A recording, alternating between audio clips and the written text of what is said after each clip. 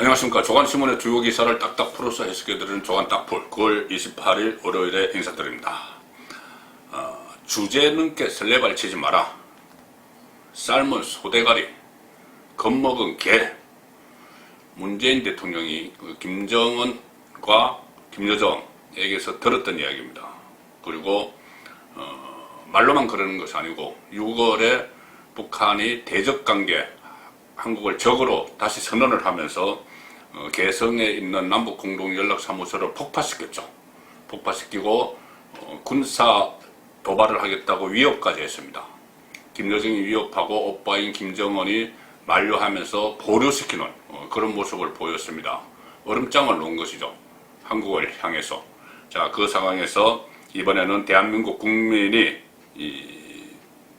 북한 해상에서 북한군에게 사살되는, 시신이 훼손당하는 그런 사건이 벌어졌습니다. 그런 사건이 벌어졌는데 문재인 대통령은 꼭꼭 숨어 있었습니다. 나타나지 않았죠. 72시간 동안. 이 상황을 아예 외면하거나 피해버리고 심지어 한밤중에 청와대에서 불이 켜져서 새벽 1시부터 2시 반 사이에 불이 켜져서 뭐 국정원장도 오고 뭐 비서실장, 안보실장, 뭐 통일부 장관 뭐 다 와서 국방부 장관까지 다 와서 회의를 하는데 문재인 대통령 뭘 했는지 모릅니다. 아마 간제에서 잠을 자고 있었겠죠. 자, 그렇게 또 그 다음에는 뭐 낮에 또 아카펠라 공연까지 가고 뭐 이 상황을 다 보고받고도 공연까지 관람을 하고, 물론 뭐 다른 행사에 갔지만은 그 뭐 공연까지 다 포함되어 있었습니다. 그렇게 문재인 대통령이 상황을 회피하는 사이에 김정은이 메시지를 하나 보냈죠. 그것도 통전부의 통지문 속에 포함시켜서 미안하다. 대한민국 국민과 문재인 대통령에게 미안하다. 그래, 미안해. 이렇게 이야기했습니다. 그 메시지를 받고 문재인 대통령과 그 주변 측근들, 권력, 여당 사람들은 전부 일제히 감업을 하는 그런 모습을 보였습니다. 계몽군주 뭐 이런 이야기까지 나왔죠. 그리고 서훈 안보실장은 사실 우리가 이 문재인과 김정은이 서로 편지를 교환하는 사이야. 이것을 무슨 가시라도 하는 듯이 그 사이에 한 달 이내 사이에 오고 갔던 친서들을 공개를 했습니다. 문재인과 김정은의 편지를 주고받았던 그 친서들을 마치 자랑하듯이 친서를 공개를 했습니다. 자, 이렇게 되니 뭐 계몽군주는 이야기도 나오고 뭐 별 이야기가 다 나왔습니다. 유시민 이야기했죠. 맨날 욕먹고 앞에 제가 말씀드렸듯이 삶은 소대가리 뭐 이런 뭐 겁먹은 개 이런 욕먹고 또 얻어맞다가 우리 돈으로 국민들 예산으로 지은 개성의 그 연락사무소 폭파해버리고 또 심지어 우리 국민 공무원이 가서 사살당하고 욕먹고 얻어맞다가 그래 때려서 미안하다. 이 편지 한 통 받고 감옥을 해버리는 그런 상황이 일어나고 있습니다. 자, 조선일보 일면 오늘 톱 기사를 보시면은 이런 게 있습니다. 국민 죽임 책임은 안 묻고 청와대 북한을 긍정적으로 평가한다. 청와대 반응이 나왔습니다. 문재인 대통령이 모처럼 반응을 내놨습니다. 이 부분은 조금 후에 다시 설명을 드리겠는데, 자, 긍정적 평가한다. 어제 문재인 주재 첫 장관회의가 있었습니다. 그 회의에서 북측의 신속한 사과와 재발 방지 약속을 긍정적으로 평가한다. 재발 방지 약속한 거 없습니다. 오히려 우리 쪽 군이 했던 그 상황 설명과 정반대 설명을 다 하면서 우리에게 왜 그렇게 군이 심한 이야기를 하느냐 그러면서 경고를 했죠. 재발 방지 약속 없었습니다. 청와대는 그 회의 후에 브리핑을 했는데 문재인이 주재한 회의입니다. 우리 국민을 사살, 소각한 북한의 책임에 대해 한마디도 언급하지 않았다. 유족이나 국민을 향한 직접적인 메시지도 없었다. 그러면서 북측의 신속한 사과와 재발 방지 약속을 긍정적으로 평가한다. 이 말만 했습니다. 자, 청와대가 이러니, 문재인 대통령이 이러니 여당 의원들도 앞다퉈서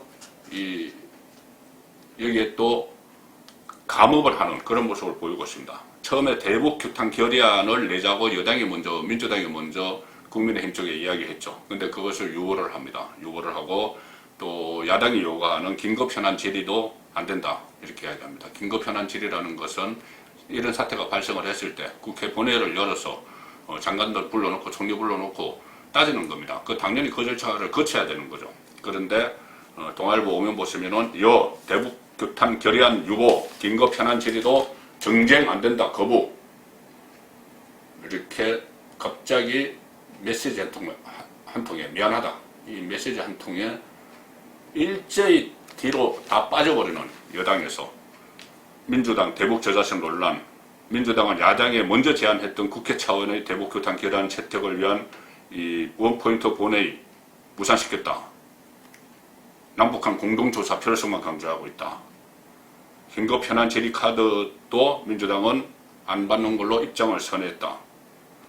야당은 현안 질의 안 받는 건 진실 은폐하려는 거다. 김정은 심계를 거스르지 않겠다는 것이다. 자, 이렇게 강력히 비판을 하고 있습니다. 자, 문재인 대통령이 꽁꽁 숨어버렸다고 그랬죠. 그래서 어제 이것도 야당이 좀 뒷북을 친 그런 느낌이 있습니다. 어제 청와대 가서 1인 시위, 릴레이 1인 시위를 했습니다. 대통령은 지금 어디 계시나?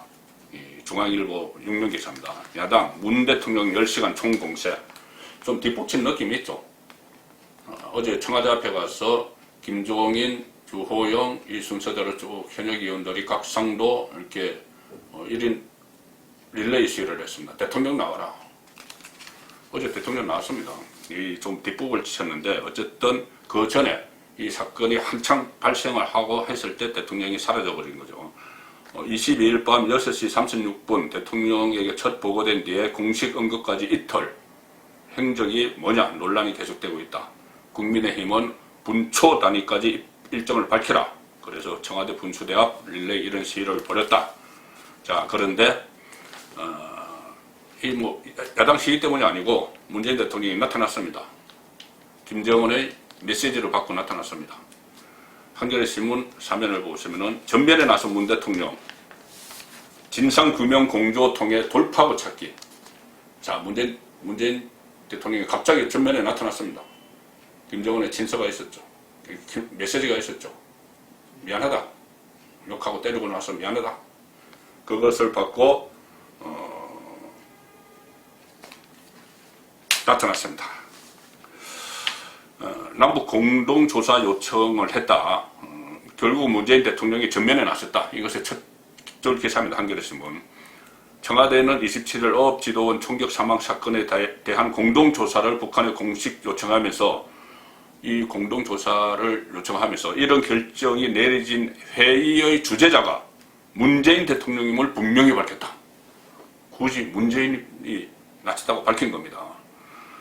실종 공무원 사망 4일 만에 긴급 안보장관 회의 주재를 했다. 문이 악화된 여론 고려 정치적 성부수.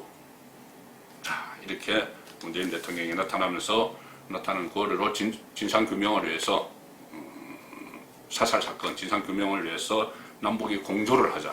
또 공조 이야기를 했습니다. 그것을 빌미로 해서 또 뭐 화해 협력, 좋은 말로 하면 화해 협력, 지금까지 해왔던 말을 하면은 그냥 퍼주기 이런 것을 이어가려고 하는 거겠죠. 국민의 생명이 아깝게 없어졌는데 그것을 계기로 해서 또 이 북한과 이 문제를 풀어보려고 하는 그런 상황으로 가고 있습니다.